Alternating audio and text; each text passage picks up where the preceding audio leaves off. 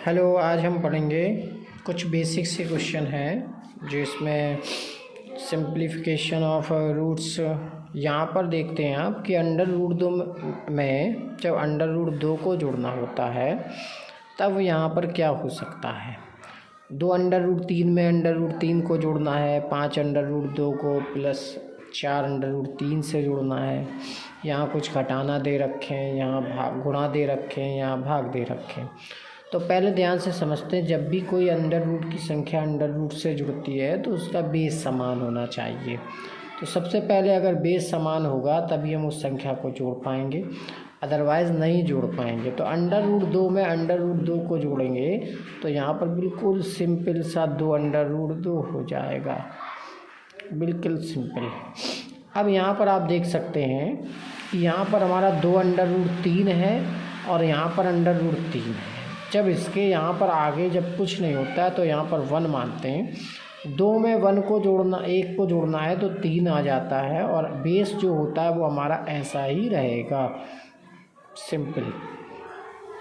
अच्छा, अब यहाँ देखिए जो थर्ड आपका क्वेश्चन है उसमें जो आपके आधार है अंडर रूट 2 और अंडर रूट 3 है, ये दोनों अलग अलग हैं। अब यहाँ पर क्या होगा कि ये दोनों आपस में नहीं जुड़ सकते, तो इसका जो आंसर होगा वो 5 under root 2 plus 4 under root 3 ही रहेगा। तो ये आपके कुछ सिंपल से आंसर थे जिनके हमने हल बता दिए हैं अभी। ये पहले का आंसर हो गया, ये दूसरे का आंसर हो गया, ये तीसरे का आंसर हो गया। इसी क्रम में तीसरा जो घटाने वाला आपके यहाँ पर सवाल दिए गए हैं, देख लीजिए घटाने वाले में क्या होता है। यहाँ पर बताया था ना अभी कि जब कुछ नहीं होता तो 1 माना जाता है, यहाँ पे भी 1 माना जाता है। 1 अंडर रूट 2 में से 1 अंडर रूट 2 घटाएंगे तो आपको तो मालूम है 0 बचेगा। इससे ये काट भी सकते थे क्योंकि 1 प्लस का है और 1 माइनस का है। अब यहाँ पर देखिए कि 2 अंडर रूट 3 अंडर रूट 3, सबसे पहला काम ये होता है कि इनके बेस समान होने चाहिए। अब बेस समान होंगे तभी हम घटा पाएंगे।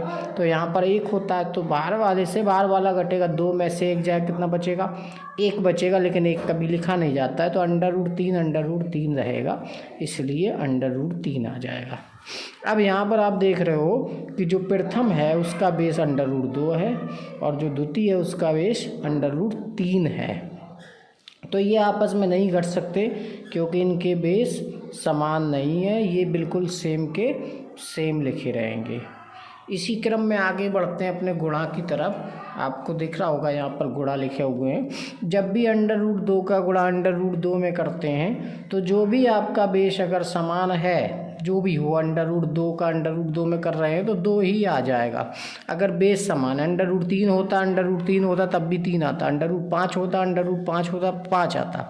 तो यहाँ पर देखते हैं कि यहाँ पर हमने आपको बताया था 1 माना जाता है, 2 की 1 में मल्टीप्लाई करेंगे 2 एकम 2 हो जाएगा। और अंडर रूट 3 की आपको अभी बता चुके हैं कि अंडर रूट 2 में अंडर रूट 2 का गुणा करते हैं 2 आता है।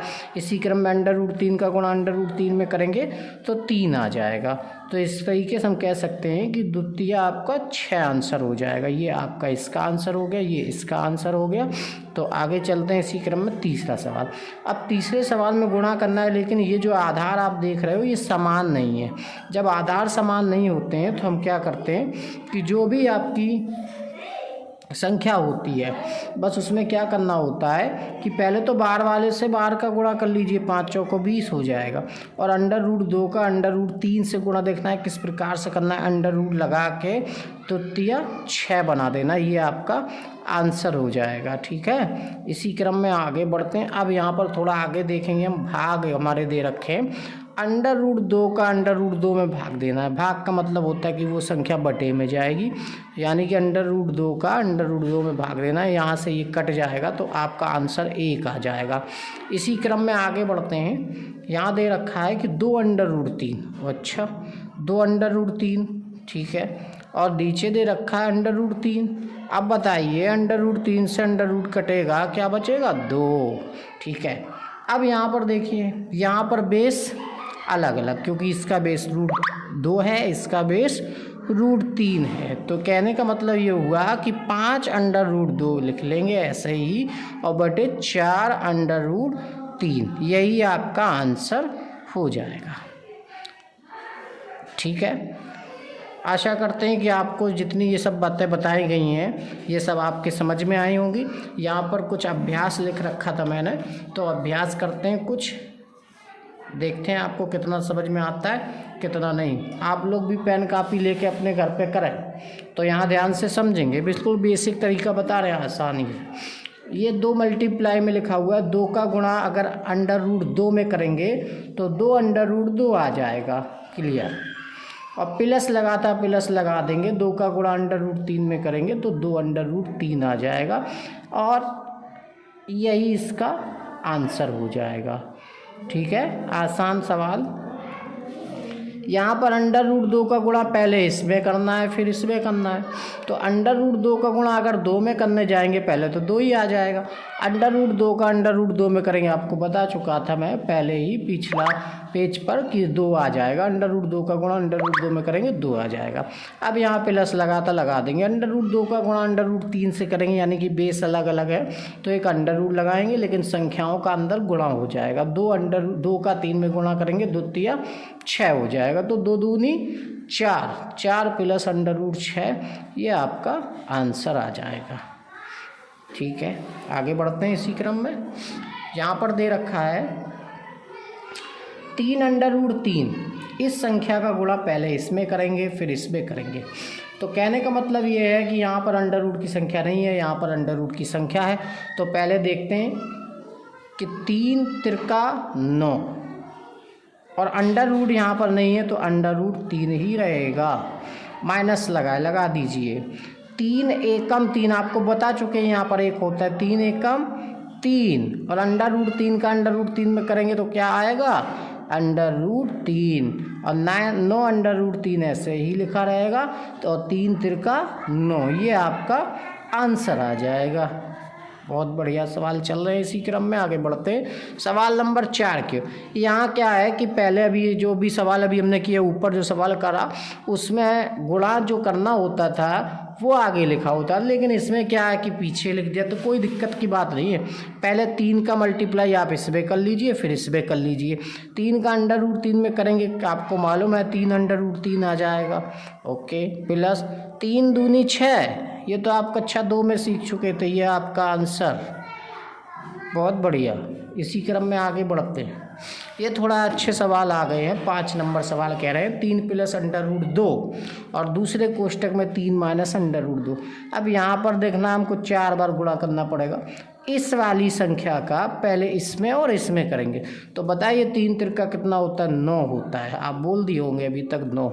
और 3 का √2 में करेंगे, पहले तो माइनस का चिंता ले लेंगे और 3 √2 हो गया। पहली संख्या को गुणा आपने इन दोनों में बहुत ही आसानी से किया।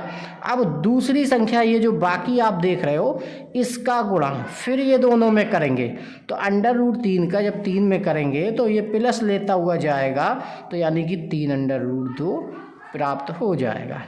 फिर √2 का √2 में करेंगे, आपको मालूम है चिन्ह पहले माइनस से लगा देंगे। √2 का 2 में करेंगे, आप जानते हैं 2 और ये माइनस का ये प्लस का, ये दोनों आपस में ख़त्म हो गए, तो 9 - 2 ये बचा, 9 में से 2 जाएंगे 7 बचेगा। ये आपका करेक्ट आंसर हो जाएगा। एक लास्ट सवाल और करते हैं, फिर उसके बाद वीडियो को समाप्त करेंगे।